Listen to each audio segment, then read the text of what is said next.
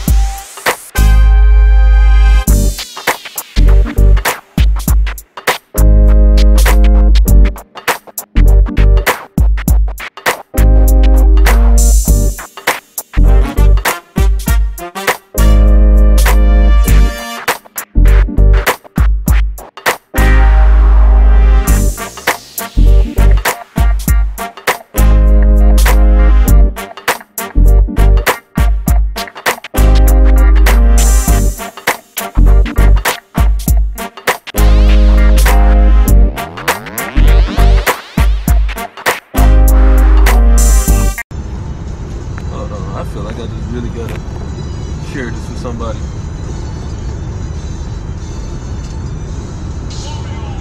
Technology crazy.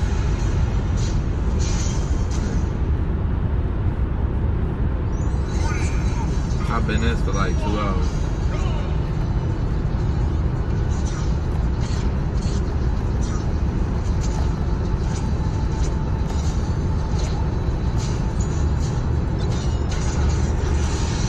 Oh, bitch. How you getting? Okay, wait, hold on. In 2 kilometers, take exit 105 on the right onto Drucker Road Torham 7. Okay, don't bother.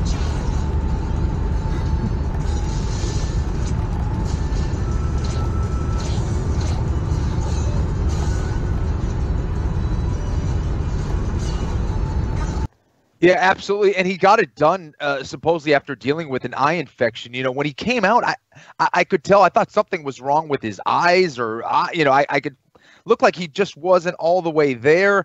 It didn't matter. Gaethje is an absolute savage. Did exactly what he needed to do against Donald Cerrone. I thought that, you know, he showed a little bit more lateral movement. He wasn't as aggressive as he typically is, I think, and I thought he needed to do that against Donald Cerrone. But the pressure was still there. He was a little bit more cautious in his approach, and did a great job of getting inside on the pocket, grabbing that collar tie, landing those short shots, and rocking Donald Cerrone and taking him out. And referee Jaron Villel, a little late in my opinion. I know Donald Cerrone initially was complaining about the stoppage, but it definitely should have been stopped. It might have gone one punch too many, actually, in my opinion. You know, when you get knocked out, when you get rocked, when you get buzzed, time doesn't really equate to what we normally see as time, right? I mean, it seems like everything just kind of goes in slow motion. And for Donald Cerrone, he was on all fours, was not moving at all, even when he was just dropped. And that was the second time he was dropped. Just vicious stuff there from Gaethje.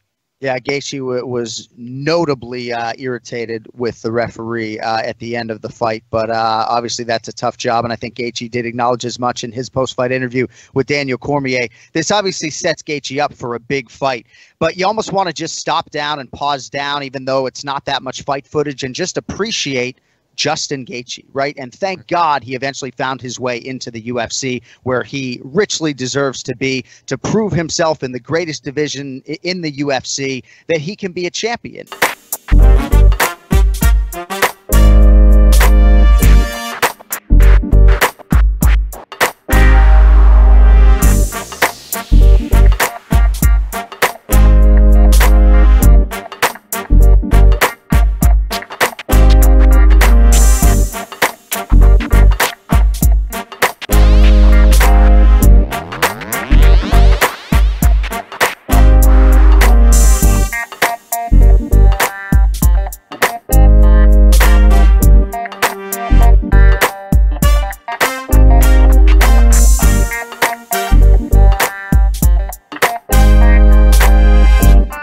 generally, you don't get pay-per-view points as a challenger. There is exceptions to the rule. And sometimes if it's a big fight, you will get pay-per-view points like Nate Diaz.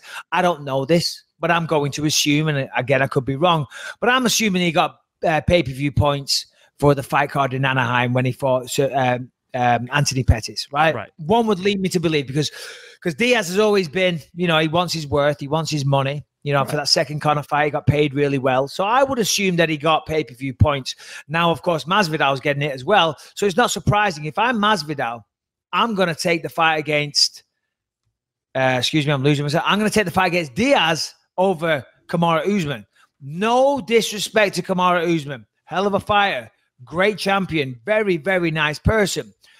But I think it's fair to say he doesn't move the needle like Nate Diaz, right? And we all get into this game for money. That's why we do it. Yes, there's other reasons. We're martial artists, we're fighters, whatever, but we're doing it because we're trying to set ourselves up. And you want the biggest fight, the biggest attention, and the most money. And Nate Diaz, if you're getting a piece of the pie, that's it all day. And I see that Tyron Woodley piped up to Usman now saying, let's run it back. Interesting.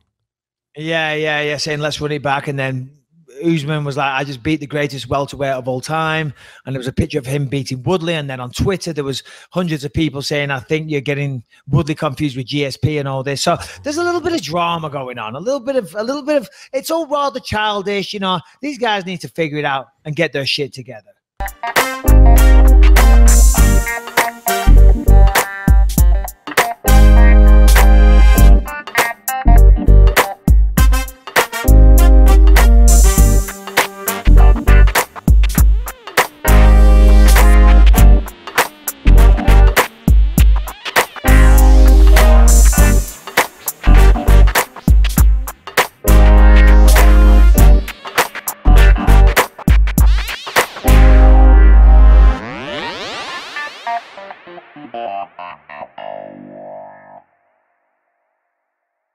Let's get into this this love dodecahedron that we have going on with Poirier and Masvidal. So some explosive stuff there. I mean, it is weird because I never knew that they were good friends. I weren't sure how close they were, but after all this beef, for want of a better word, has kicked off, there has been videos shown of the two of them living in a house together, having chicks over and all this type of stuff. And then, of course, Masvidal even throws more shit, saying that he didn't pay his coach and all the rest of it. And now, of course, Covington's talking all this smack about, Masvidal and stuff. Yeah, man. I mean, it seems that Covington is doing a really good job of pissing off everybody closest to him. I mean, let's remember, it wasn't that long ago he went and confronted Dana White in a casino with the camera crew as well.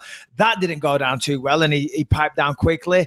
Listen, Covington, I by all accounts, it's an act. Everybody tells me, and from what I hear, that it's not him. And he wasn't doing too well. He wasn't getting noticed. He was winning fights, but people didn't really give a shit.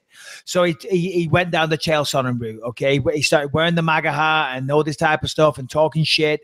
And he's done a good job. We're talking about him now. We were talking about him on Monday. He's certainly piercing into the MMA universe. People are talking about him. He's getting headlines.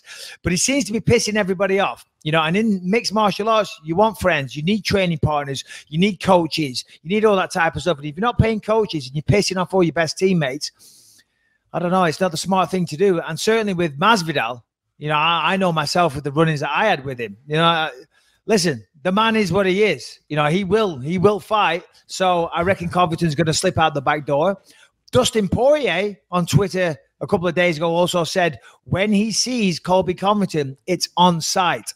So I don't know. I think they got a real headache down at American Top Team because you can't have that. You can't have Poirier, Masvidal, and Covington all fighting. Well, Masvidal and Poirier basically beating up Covington.